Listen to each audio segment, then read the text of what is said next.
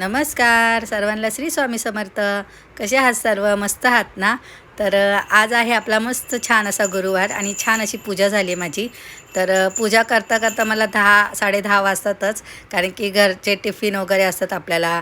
त्याच्यानंतर सगळी कामं असतात, त्यानंतरच माझी देवपूजा वगैरे होते. तर पूजा झाल्यावर खरंच खूप छान वाटतं. सगळीकडे पॉझिटिव्हिटी पसरते घरामध्ये. आणि ही ना माझ्या देवघराच्या बाजूलाच माझी छोटीशी अशी गॅलरी आहे. तिथे मी झाडं लावलेली आहेत. तर ती झाडं आहेत ना, काही दिवस झाली आता ना एकदम अशी सुकायला लागलेत. तर त्याचं कारण आहे म्हणजे बदललेला हवामान. आणि आता खरंच खूप थंडी पण चालू झाली आहे. त्या आपल्याला जशी थंडी वाजते तशी आपल्या झाडांना पण वाटते.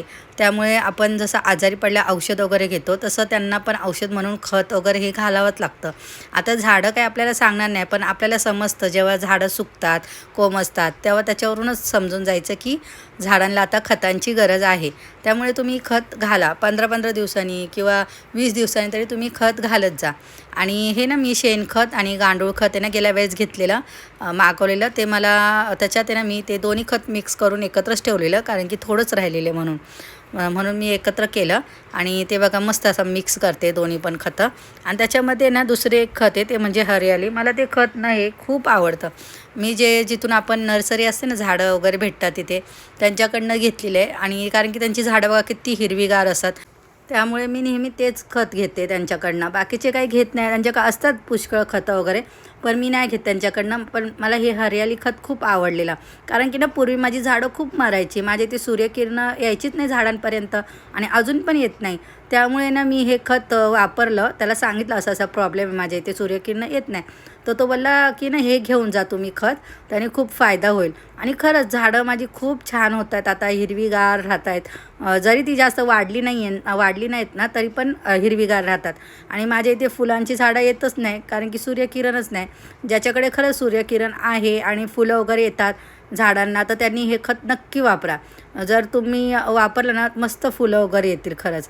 तर आणि ना ही सगळी बघा माझ्याकडे हत्यार आहेत छोटी छोटी गार्डनचे, जे गार्डनमध्ये आपण उपयोग पडू शकतो आपल्याला. तर हे मी सगळे डीमार्टमधनं घेतलेत. डीमार्टला आहे ना हे खूप स्वस्तमध्ये 150-200 रुपयाला काय पडलेत मला 3 हे. तर तुम्हाला पण हवे असेल तर तुम्ही नक्की घ्या. आणि तुम्हाला मी दाखवेल पण हे याचा उपयोग कसा कसा होतो.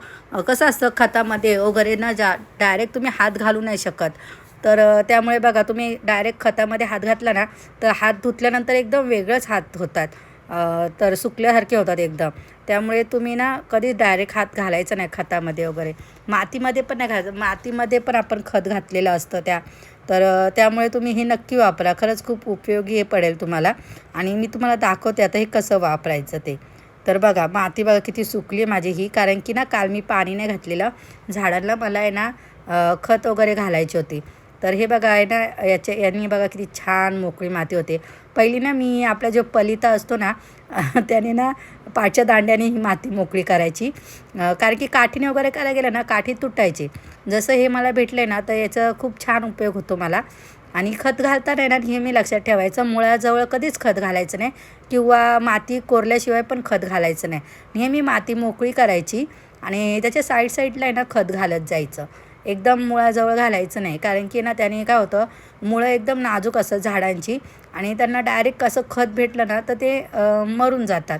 त्यामुळे ना साईडला घालायचं. आणि ती माती असते ना आपण जी वर केलेली असते मुळांजवळ, ती माती परत खाली त्या खतामध्ये पाडायची अशी. त्यामुळे काय होतं, पाणी घातलं ना त्या मातीमध्ये पूर्ण ते खत आहे ना मिसळून जातं, आणि आपोआप मस्त मुळांना लागलं जातं. तर नेहमी हे ना लक्षात ठेवा, माती बघाशी वरती परत करायची आपल्याला. जसं होतं तसे परत ठेवायची माती. थोडीशीच वरती काढायची आहे, जास्त नाही. नाहीतर तुम्ही एकदम खड्डा वगैरे कराल तर जराशीच वरची मोकळी करायची आहे माती. आणि नंतर मध्ये सगळ्या झाडांना तसंच करायचे. आणि हे करता करता संध्याकाळ झाली एकदम. तर दुसऱ्या दिवशी सकाळी, हा ना कालचा आणि आजचा व्हिडिओ मिक्स आहे. तर आज बघा छान, आज पण मस्त पूजा वगैरे झाली माझी. आणि माझी जीवनात आहे ना आता सध्या देवांपासूनच सुरुवात होते, आणि त्याच्यानंतर झाडांपासून. पूजा झाली की मी पहिली झाडांना वगैरे पाणी घालून घेते. जसे आपल्याला तहान लागते तसं त्या झाडांना पण तहान लागते. त्यामुळे ना आपली पूजा वगैरे झालं किंवा तुमचा नाश्ता करून झाला तर झाडांसाठी पण वेळ काढा, झाडांना पण तुम्ही पाणी वगैरे घाला. झाडं पण आपल्यासंगती खरंच बोलत असतात. कोण बोलतं झाडं निर्जीव आहे? झाडं पण सजीवच आहे, त्यांना पण प्राण आहेत. फक्त एवढंच का त्यांच्यातून रक्त येत नाही लागल्यावर, पण जसं ते आपल्याला फुलं फळं देतात तसं त्यामुळे ते सजीवच आहेत. आणि तसं बघायला गेलं तर त्यांच्यामुळेच आज आपण जिवंत आहे. जो आपल्याला ऑक्सिजन भेटतं ते त्यांच्यामुळेच भेटतं. त्यामुळे जास्त प्रमाणात झाडं लावा आणि ती जगवा आणि त्यांची काळजी पण घेत जा. जशी आपण काळजी घेऊ तसे ते वाढतात.